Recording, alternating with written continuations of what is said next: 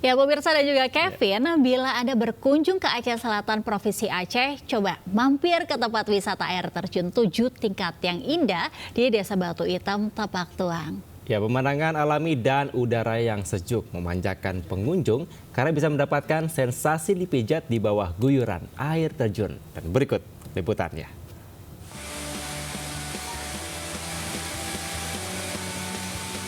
Perjalanan menuju lokasi air terjun 7 tingkat di Desa Batu Hitam, Kecamatan Tapak Tuan, Aceh Selatan, pengunjung disambut pemandangan yang memukau, melintasi kebun-kebun pala milik warga.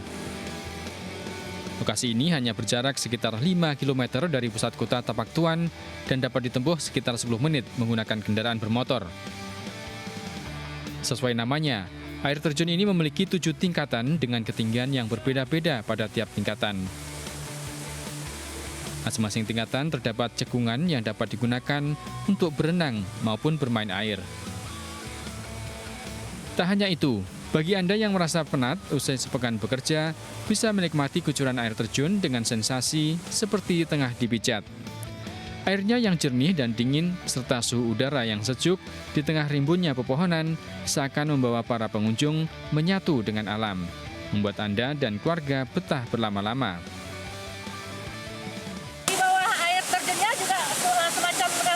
Gitu. Ada berapa tingkatan air terjunnya di sini? Ada 7 tingkatan. Konon katanya ini dulu tempat pemandian para bidadari. Terus pemandangannya juga indah. Ada kebun-kebun warga juga, kebun pala, kebun cabai di sekitar tingkat pemandian. Berkunjung ke objek wisata ini tidak perlu modal banyak karena pengunjung hanya dikenakan biaya parkir. Wisata alam ini ada 7 tingkat. Ya. Di masing-masing tingkat mempunyai barangkali nuansa yang berbeda. Jadi dalam hal ini airnya dingin, suasana di lokasi tempat pemandian agak sejuk. Pengelola hanya meminta pengunjung untuk menjaga kebersihan di lokasi air terjun agar keasrian dan keindahan lokasi wisata air terjun tingkat 7 ini tetap terjaga. Dari Aceh Selatan, Provinsi Aceh, Iqdar Ivan, iNews melaporkan. Pemirsa, Menteri Pariwisata dan Ekonomi Kreatif Sandiaga Uno terus mendukung berkembangnya pelaku ekonomi kreatif di Kota Solo dengan memperkuat kolaborasi dan juga jejaring. Ya, hal tersebut diungkapkan Sandiaga Uno saat menghadiri acara Kelana Nusantara bersama Wali Kota Solo, Gibran Rakabuming Raka di Kota Solo, Jawa Tengah. Ditemani Wali Kota Solo Gibran Rakabuming Raka, Menparekraf Sandiaga Uno hadiri Kelana Nusantara yang menjadi penguatan kolaborasi atau jejaring di antara para pelaku ekonomi kreatif di Kota Solo. Jejaring yang kuat membuat pelaku ekonomi kreatif mandiri dan mampu menaikkan nilai produk serta meningkatkan penjualan. Produk ekonomi kreatifnya yang sudah sangat luar biasa dan titipan tadi kepada Wali dan jajarannya agar branding UNESCO Creative City Network ini juga bisa terlihat auranya di spot-spot landmark baik mulai dari bandara, stasiun kereta sampai juga nanti di destinasi. Dalam kegiatan ini, para pelaku UMKM dari Kota Solo dan sekitarnya turut memamerkan produk kreatif mereka. Ini dijualnya di mana ini? Dijualnya di seluruh Indonesia sama di Jilin juga. Kalau produksinya sendiri dibuatnya di mana itu? Di Karanganyar. Di Karanganyar. Kalau omsetnya udah besar juga? Iya. Melibatkan masyarakat juga ya? Iya. Alhamdulillah ya, respon pasar meskipun ini produk lokal ya, tapi respon pasar sekarang luar biasa. Banyak mereka yang sudah kembali ke alam. Kelana Nusantara merupakan forum atau wadah untuk menampung aspirasi para pelaku ekonomi kreatif yang hasilnya nanti dijadikan bahan masukan dan evaluasi dalam perumusan kebijakan. Dari Solo, Jawa Tengah, Septiantoro, iNews melaporkan. Pemirsa, seekor ular jenis King Cobra dengan panjang 3,5 meter membuat geger warga karena masuk ke permukiman warga di Palangkaraya, Kalimantan Tengah. Ya, proses evakuasi ular terkendala lantaran ular berbisa dan mematikan ini bersembunyi di balik lemari yang sempit.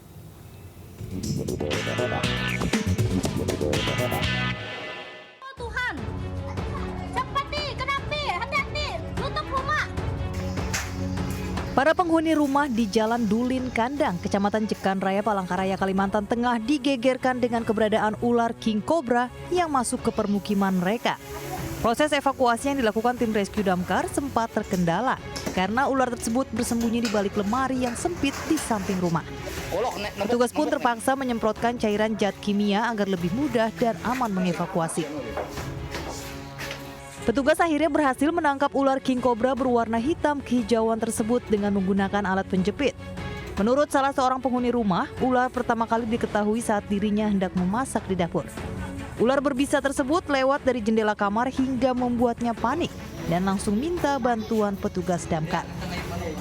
Tapi tiba-tiba ponakan saya yang kecil bilang ada ular. Nah saya kira itu ular kecil aja. Kalau biasanya kan ada ular kecil-kecil aja yang datang. Pas dengar-dengar, papa ular. Ternyata ular kobra lewat dari jendela kamar saya. Ada ular kobra yang masuk ke dalam rumah warga dengan ukuran cukup besar, dengan ukuran sekitar 1 inci, terus panjangnya sekitar 3,5 meter. Kita lakukan evakuasi, pemilik rumah sudah beberapa kali, bukan hanya 1 kali ini, dimasuki oleh ular kobra semacam ini, karena lokasinya memang sangat terbuka. Setelah dimasukkan dalam karung, ular king cobra berukuran cukup besar itu kemudian dilepaskan kembali ke hutan yang jauh dari permukiman warga. Dari Palangkaraya, Kalimantan Tengah, Adi Sata, Ainis melaporkan. Pemirsa, penertiban pedagang kaki lima yang berjualan di sekitar lokasi demo May Day di kawasan Patung Kuda Gambir, Jakarta Pusat pada Rabu siang berlangsung ricuh. Tidak hanya melayangkan protes menolak ditertibkan, sejumlah pedagang bahkan nekat mengusir paksa petugas Satpol PP.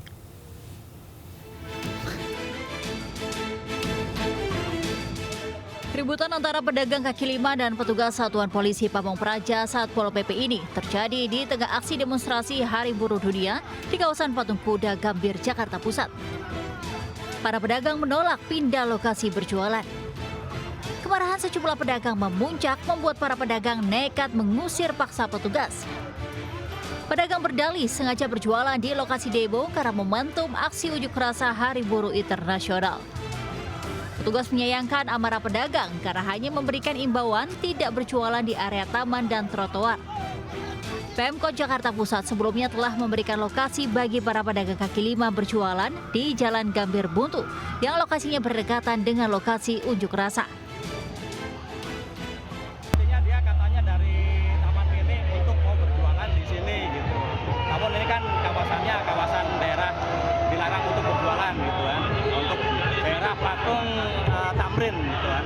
Tamrin ini emang di sini steril untuk pedagang kaki lima. Gitu.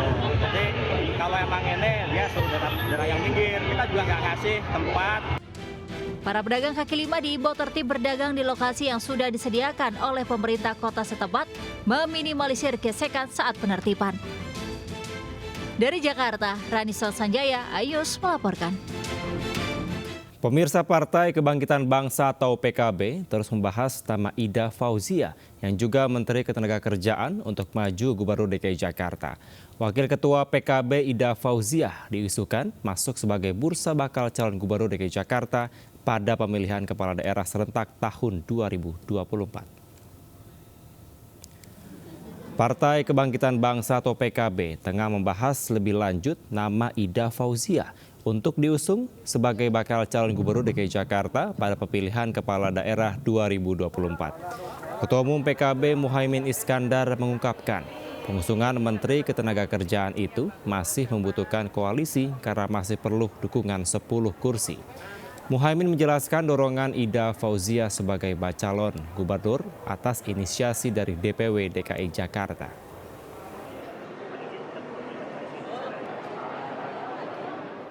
Ya, dorongan dari PKB DKI minta Ida Fauzia supaya dicalonkan.